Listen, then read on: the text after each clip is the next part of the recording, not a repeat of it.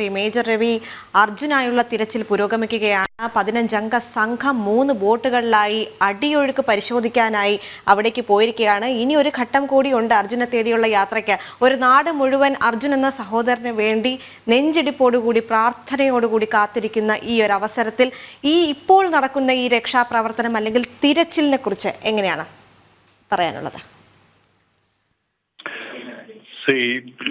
ഇപ്പോഴത്തെ അവിടുത്തെ സിറ്റുവേഷൻ എന്ന് പറഞ്ഞു കഴിഞ്ഞാൽ ഇപ്പൊ നടക്കുന്നത് കറക്റ്റ് പ്രൊഫഷണൽ ആയിട്ടുള്ള ടീമുകൾ വർക്ക് ചെയ്യുന്നവരാണ്. അല്ല വെറുതെ അവര് വരുന്നുണ്ട് ഇവര് വരുന്നുണ്ട് അല്ലെങ്കിൽ ആ ഓഫീസർ വരുന്നതൊന്നുമല്ല. ഇപ്പൊ കറക്റ്റ് ആയിട്ട് ഓരോരുത്തരും അവരുടേതായിട്ടുള്ള ദൗത്യം. നേവിക്കാര് ദേ ആർ ഡൂയിങ്. അവര് വെള്ളത്തിന്റെ ഫോഴ്സ് എങ്ങനെയാണ്, ഏത് രീതിയിലാണ് ഗതി പോകുന്നത്, അപ്പർ കറണ്ട് എത്രയുണ്ട്, അണ്ടർ കറണ്ട് എത്രയുണ്ട്. പക്ഷെ അവിടെ ഇപ്പൊ ഞാൻ കണ്ടത് എന്താണെന്ന് വെച്ചാൽ ഇപ്പൊ അവിടെ നടക്കുന്ന ബോട്ടുകൾക്ക് താങ്ങാൻ പറ്റാത്ത രീതിയിലുള്ള അപ്പർ കറണ്ട് 7 നോട്ടിക്കൽ മൈൽസോളം ഉണ്ടെന്നുള്ളതാണ് എൻ്റെ അടുത്ത് കേണൽ ജനറൽ ഇന്ദ്രബാലൻ പറഞ്ഞത്. 7 നോട്ടിക്കൽ മൈൽസ് എന്ന് പറഞ്ഞു കഴിഞ്ഞാൽ സ്കൂബ ഡൈവേഴ്സിനൊന്നും ആ സമയത്തൊന്നും നമ്മുടെ സ്കൂബ ഡൈവിംഗ് CRL ട്രെയിനിങ്ങിൽ പോലും പറയുന്നത് 3 നോട്ടിക്കൽ മൈൽസ് വരയ്ക്ക് നമുക്ക് ഓക്കെ. പക്ഷെ അതിന് കൂടുതലുള്ള ഈ 7 നോട്ടിക്കൽ മൈൽസ് എന്ന് പറയുന്നത് അത് അമാനുഷികമായിട്ട് നെഗോഷിയേറ്റ് ചെയ്യാൻ പറ്റാത്ത ഒരു ഫോഴ്സ് ആണത്.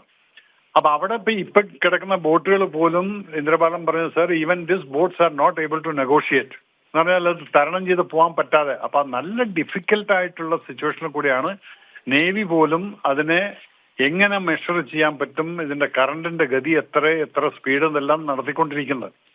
ഈ സമയത്ത് സ്കൂബ ഡൈവേഴ്സിന് പറ്റുന്ന എന്താണ്, അവരെ സംബന്ധിച്ചിടത്തോളം താഴ്ത്തു പോയി കഴിഞ്ഞാലും എനിക്കൊന്നും കാണാൻ പറ്റാത്ത രീതിയിൽ ഞാൻ എന്തിനു താഴ്ത്തു പോകണം. പക്ഷെ ആ താഴ്ത്തു പോകുന്നത് നമുക്ക് പറഞ്ഞിരിക്കുന്ന ലിമിറ്റിനേക്കാൾ 2 ഇരട്ടിയും 3 ഇരട്ടിയും 10 ഇരട്ടിയും കൂടുതലുള്ള സ്പീഡ് വരുന്ന സമയത്ത് നമ്മൾ അതിനകത്ത് പോകുന്നത് ഇറ്റ് ഈസ് നോട്ട് അഡ്വൈസബിൾ. അപ്പൊ അങ്ങനെയുള്ള ആ സേഫ്റ്റി നോംസ് എല്ലാം നോക്കിക്കൊണ്ട് അവർ വെയിറ്റ് ചെയ്യണം. ഒരു ചാൻസ് കിട്ടിക്കഴിഞ്ഞാൽ അവർക്ക് പറഞ്ഞിട്ടുള്ള പാരാമീറ്റേഴ്സിനകത്ത് ഇത് വരുന്ന സമയത്ത് they all will get into the water. And പിന്നീട് ഇന്ദ്രപാലൻ എന്നോട് പറഞ്ഞത്, സർ ബോഡി കോണ്ടാക്ട് വരയ്ക്ക് എനിക്കൊന്നും പറയാൻ പറ്റില്ല, അത് എപ്പോ എനിക്കത് പുറത്തെടുക്കാൻ പറ്റും അല്ലെങ്കിൽ എന്താണെന്നുള്ളത്. അപ്പൊ ആ ബോഡി കോണ്ടാക്റ്റിനുള്ള തടസ്സങ്ങളാണ് ഒന്ന് വെള്ളത്തിന്റെ സ്പീഡ്, മുകളിലത്തെ സ്പീഡിനനുസരിച്ച് താഴത്തും സ്പീഡ് കാണും. ആ താഴത്തിലുള്ള സ്പീഡ് കൂടുതലാണെങ്കിൽ ഈ ഓബ്ജക്റ്റ് എവിടെ വീണോ അവിടെ നിന്ന് എത്ര ദൂരത്തോളം ഒഴുകി പോയിട്ടുണ്ട് എന്നുള്ളത് പോലും അറിയണമെങ്കിൽ ആ ബോഡി കോണ്ടാക്റ്റിലോട്ട് എത്തണമെങ്കിൽ ഈ കറണ്ടിന്റെ സ്പീഡ് കുറഞ്ഞാൽ മാത്രമേ ഇതൊക്കെ ഹ്യൂമൻലി പോസിബിൾ ആവുള്ളൂ. പിന്നെ വെള്ളത്തിന്റെ ഗതി മാറ്റുക എന്നുള്ളൊരു സജഷൻ ഒപ്പീനിയൻ വരുന്നുണ്ട്. വെള്ളത്തിന്റെ ഗതി മാറ്റുക എന്ന് പറഞ്ഞാൽ ഈ വീണ് കിടക്കുന്ന സ്ഥലത്തിലോട്ടുള്ള ഫോഴ്സ് കുറയ്ക്കണമെങ്കിൽ നമ്മൾ ഇതിന്റെ മുകളില് ഒരു 1 കിലോമീറ്ററോ അല്ലെങ്കിൽ ഒരു 1/2 കിലോമീറ്ററോ ദൂരത്ത് ഈ വെള്ളത്തിനെ ഫുൾ തടഞ്ഞു കെട്ടിക്കൊണ്ട് ആ സ്ഥലത്തോട്ടുള്ള ഫോഴ്സിനെ കുറയ്ക്കുക എന്നുള്ളത്. പക്ഷെ അതും ഇപ്പോഴത്തെ ആ നദിയുടെ ആഴം നോക്കിക്കഴിഞ്ഞാലും കറണ്ടിന്റെ സ്പീഡും കൂടെ നോക്കിക്കഴിഞ്ഞാൽ രണ്ടും കൂടെ നോക്കുന്ന സമയത്ത് ഇത് ഒരു ചുരുങ്ങിയത് അതെങ്ങനെയായാലും മെറ്റാലിക് ബ്ലോക്സ് വെച്ചിട്ടാണ് അത് ചെയ്യാൻ പറ്റുള്ളൂ. അപ്പം സ്പീഡ് കുറയ്ക്കണമെങ്കിൽ പോലും അതിനും സമയമെടുക്കും. അത് 24 hours എല്ലാ എൻ്റെ ഒരു അനുമാനത്തിൽ എങ്ങനെ നോക്കിക്കഴിഞ്ഞാൽ ഒരു 48 to ഒരു 5 ദിവസത്തോളം എടുക്കും അത് ചെയ്യാൻ.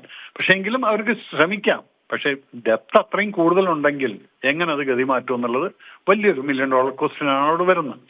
ഇതാണ് ഇപ്പൊ അവിടെ നടക്കുന്ന സംഭവങ്ങളെല്ലാം. അപ്പൊ അദ്ദേഹം പറഞ്ഞത് എന്താണെന്ന് വെച്ചാൽ 4 മണിയാകുമ്പോഴത്തേക്കും I will be able to contact എന്നുള്ള ആൻസർ എൻ്റെ ഒരു ഹോപ്പ്. അങ്ങനെ വന്നു കഴിഞ്ഞാൽ ഐ ലെറ്റ് യു നോ എന്നുള്ള പറഞ്ഞിട്ടുണ്ട്. അദ്ദേഹത്തിന്റെ മൊബൈലിൽ നിങ്ങൾ ആര് വിളിച്ചാലും അദ്ദേഹം എടുക്കില്ല എന്നും പറഞ്ഞിട്ടുണ്ട്. കാരണം അദ്ദേഹത്തിന് ആ ബാറ്ററി സേവ് ചെയ്യേണ്ടത് അത്യാവശ്യമാണ് മൊബൈലിന്റെ. അവിടെ വേറെ ഒരു ചാൻസും ഇല്ല. വണ്ടിയിൽ നിന്നൊക്കെ വല്ലപ്പോഴും ഒന്ന് ചാർജ് ചെയ്യാൻ പറ്റുമെങ്കിൽ ആയി, അതല്ലെങ്കിൽ അദ്ദേഹം ഗ്രൗണ്ടിൽ നിൽക്കുന്ന ആൾക്ക് അദ്ദേഹത്തിന്റെ മൊബൈലിന്റെ ബാറ്ററി സേവ് ചെയ്യണം എന്നുള്ളത് റിക്വസ്റ്റ് ആയിട്ട് അദ്ദേഹം പറഞ്ഞിട്ടുണ്ട്. അതുകൊണ്ട് അദ്ദേഹം കോൾ എടുക്കില്ല, ആരും തെറ്റിദ്ധരിക്കേണ്ടെന്നും പറഞ്ഞിട്ടുണ്ട്.